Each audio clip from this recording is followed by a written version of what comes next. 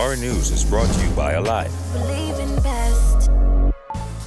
Good evening, Bahamas. Coming up tonight, an attorney slams the process of investigating police-involved shootings. A F&M MP slams the National Security Minister's comments on the shooting death of a Marine. A former health minister slams government's COVID response.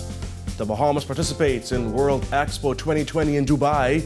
And a shoemaking business standing on its own 2 feet.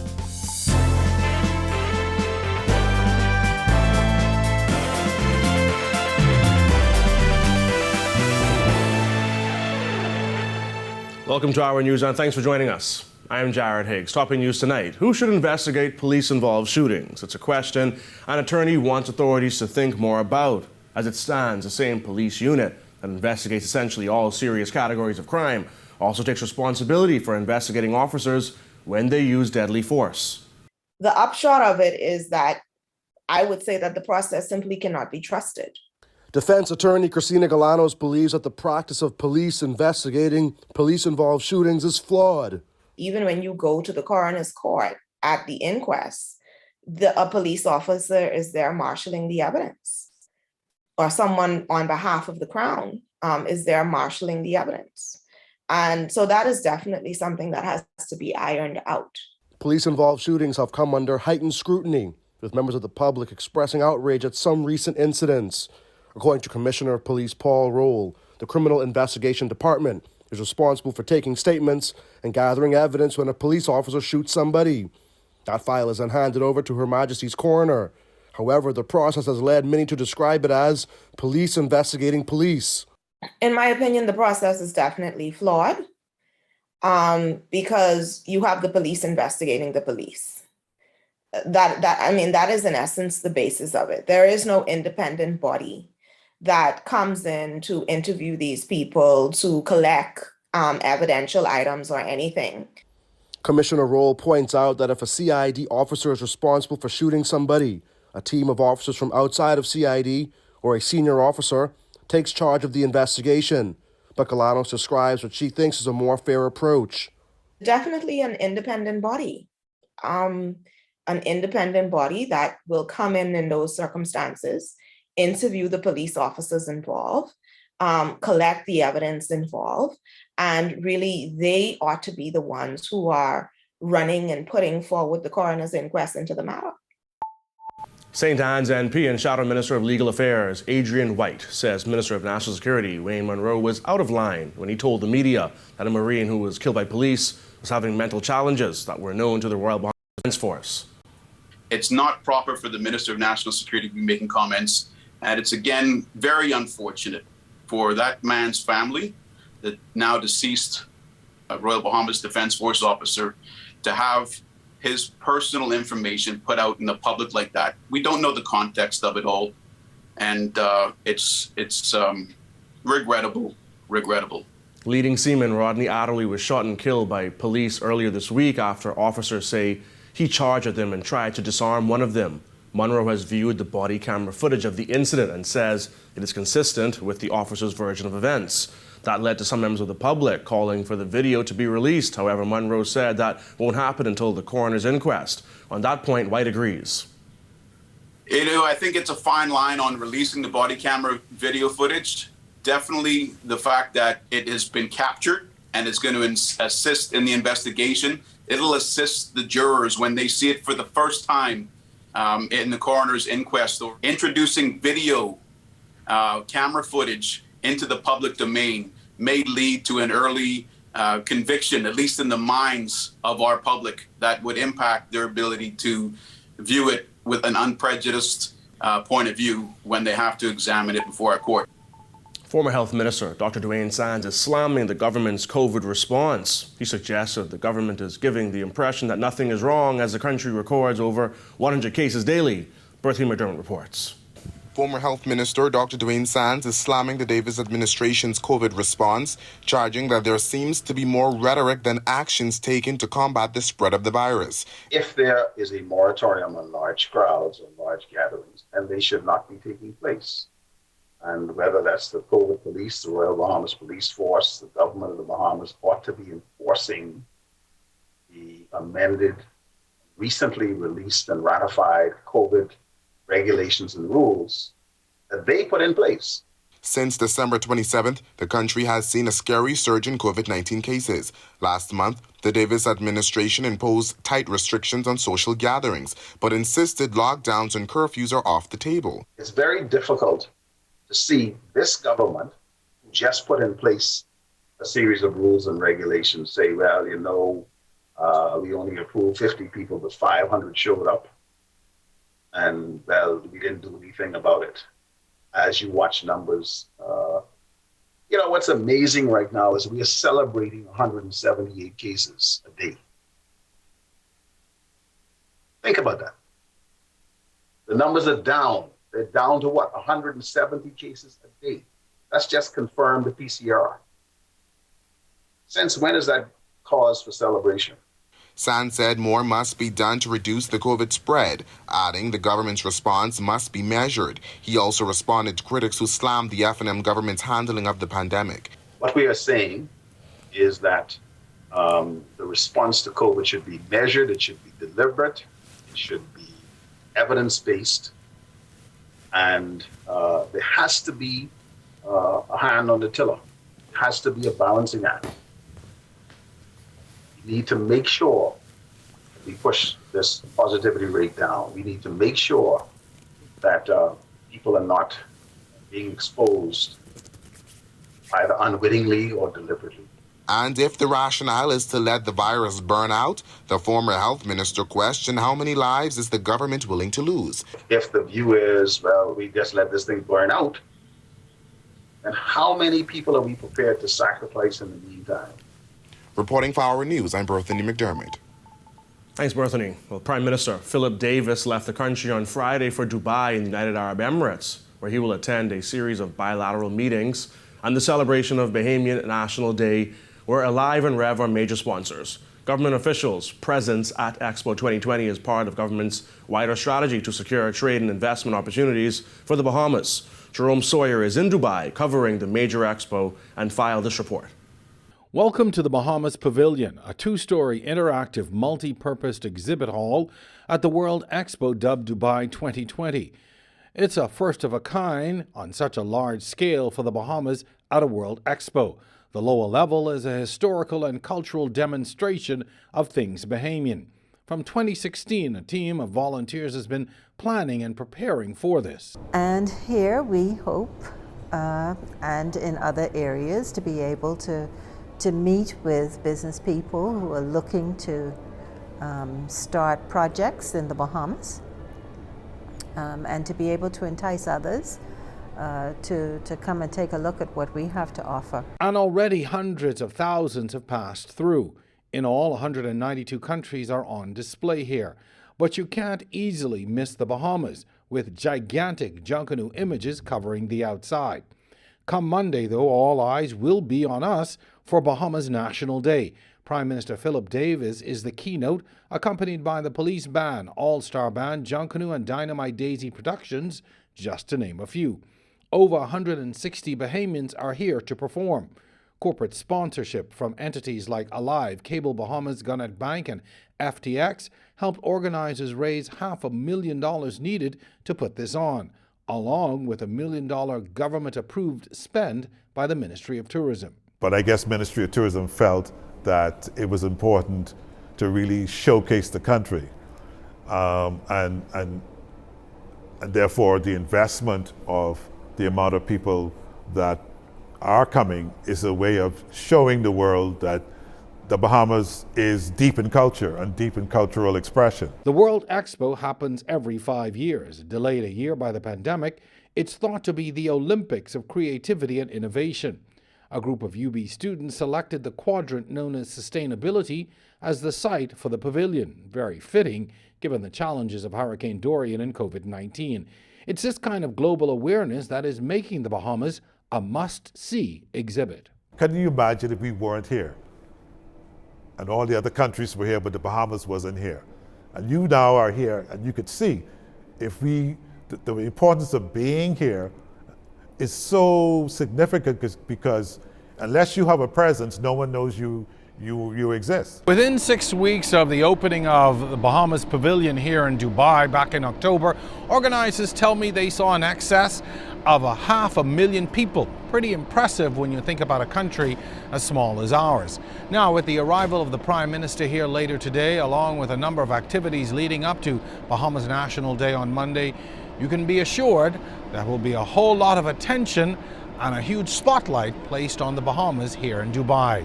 Reporting from World Expo in Dubai, for our news, I'm Jerome Sawyer. So to come on our news, Bahamas Development Bank's new Grand Bahama branch manager vows to assist businesses on the island. A Bahamian author's new book explores the pandemic from a child's perspective. And two brothers are the heart and soul of a shoe repair business. That's coming up when our news returns.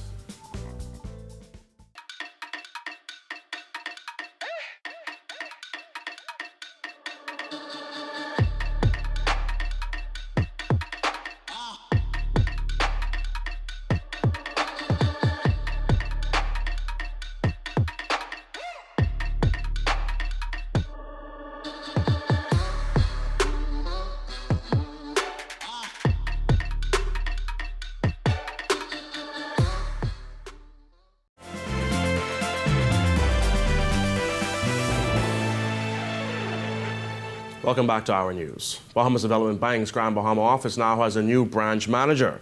Businessman Brent DeVoe says he's hoping to lead the way with new investment opportunities for businesses on the island.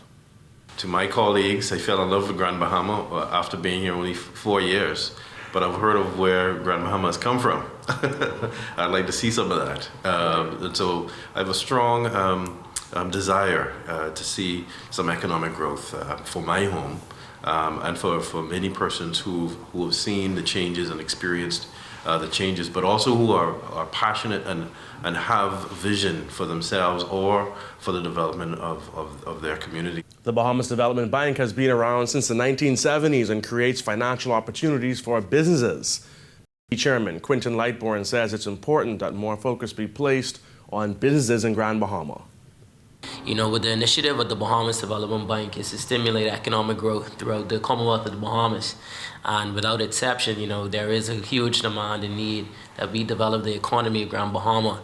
And we want to do it in various factors, such as the blue, green, and orange economies.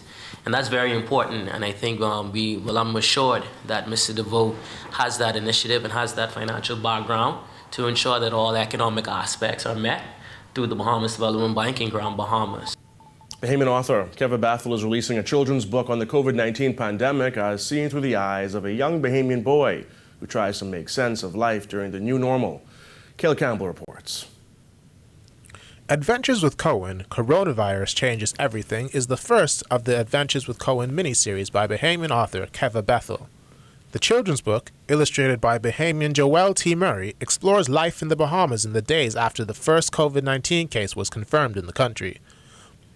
Book 2 has already been approved for publication by Trilogy Christian Publishing, a subsidiary of religious television network giant Trilogy Broadcasting Network. I wanted to show the children how we responded to the pandemic, particularly here in the Bahamas. So I wrote it so it could be like a history lesson, but it reads like a story so that it's appealing to the children. So I do mention our responses, you know, the lockdowns, etc., to the pandemic. So he depends on the creativity of his family to help him navigate what he's going through. But he's aware of all the changes, but he fears the worst. Will he ever be able to play with his cousins again? How can he and his dad be together while apart? Bethel says real-life events she endured during the first wave of lockdowns were influences in her first children's book. As a researcher for the Family People Helping People program, Bethel says the pandemic affected her group therapy work with marginalized Bahamians. Our groups have ceased since the pandemic, and we've seen the change. We've seen our participants affected both psychologically and physiologically, and it's just been, we have a few Zoom meetings, but Zoom group therapy for those who are marginalized, it doesn't really, catch on too well. So, because then there's a problem with, internet connectivity and devices and, So that's why I say I've been affected professionally because I've seen the impact it had on our group program.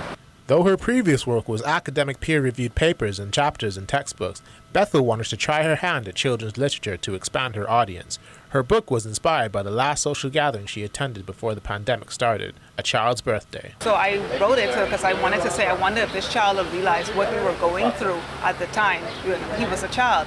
So that's what inspired me, essentially, is I really wanted to capture how the children are reacting. In writing it from a child's perspective, I got in touch with my own childhood, like if I was 5 years old, how I would have been, probably feeling or navigating and getting through the pandemic. The book will be released on January 20th by Trilogy Publishing. To get a copy, email adventureswithcohen@gmail.com. Reporting for R News, I'm Cale Campbell. All right, thanks, Cale. Well, when our news comes back from the break, the pandemic brings higher foot traffic for a shoe repair business. And later, the Bahamas Bureau of Standards and Quality taking its services to another level. We have the details when our news returns.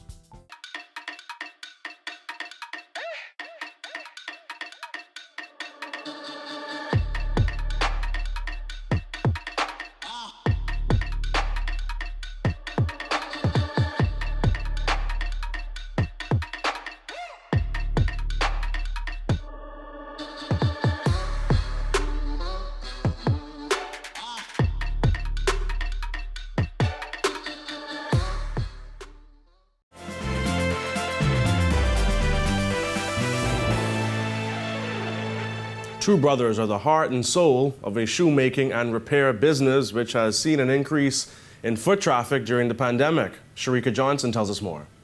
Despite the adverse effects of the COVID-19 pandemic on small and medium-sized businesses, a shoemaking and repair shop is standing on its own 2 feet. Owner of the shoe doctor, Gina Wilson, says sales have actually increased.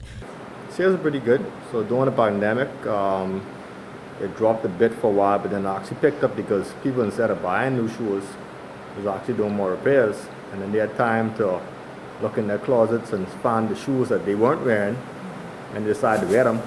30 years ago, Wilson and his brother Ashley Wilson started with a hammer, pliers, and a dream after watching their father make shoes. Today, the store on Carmichael Road repairs about 50 shoes each day. In the middle of the pandemic, Wilson said most of his customers were young men in need of sneaker repairs. Today, most of their customers are women who want their pumps fixed. So women tend to repair more shoes than men. In terms of a woman can have 10 pair of black shoes and still want to fix 4 of the 10. As customers feel the pinch of high prices, the brothers say it's cheaper to repair shoes than to purchase new ones. Wilson says Bahamians are now waking up to the idea of repairing their shoes rather than throwing them away. Economically, it makes the most sense too. If a pair of shoes run you into $40, $50, $60 or more for more expensive pairs, and then I charge you $10 to repair it, it just makes sense. So it become a lot of people still discovering that shoe repair is still viable here in the Bahamas. The brothers say they will ensure the sole of every shoe is intact. For our news, I'm Sharika Johnson.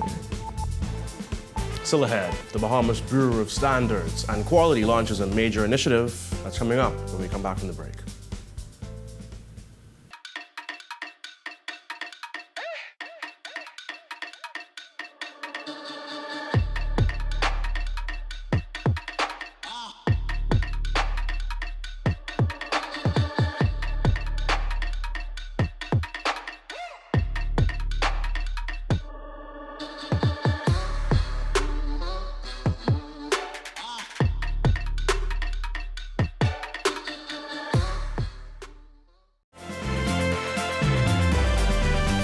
Minister of Economic Affairs Michael Halkitis launching the new mobile Metrology Lab at the Bahamas Bureau of Standards and Quality this week. The $391,000 initiative was funded by the Caribbean Development Bank. The new lab will enhance metrology services in the country and will meet testing demands in the petroleum, pharmaceutical, utilities, and construction industries. Some services will include testing the compression of building blocks and thermometer readings to ensure the quality of imported and exported food products. It will be the first of its kind in the country. Director of Projects at the Caribbean Development Bank, Daniel Best, said his corporation is committed to supporting the development of the Bahamas. Will further enable the Bahamas Bureau to improve the national quality infrastructure in support of its national quality policy by improving the existing environment. These upgrades will aid in making locally produced commodities more globally competitive. An enabling environment which incorporates adequate quality infrastructure is mandatory if the private sector is to expand and thrive. The new lab will be housed in a 40-foot container on the grounds of the Bahamas Bureau of Standards. The project, which began in November, is expected to be completed in May 2023. Thank you for joining us for Our News Tonight. On behalf of the entire team, I'm Jared Higgs. Have a beautiful evening, Bahamas.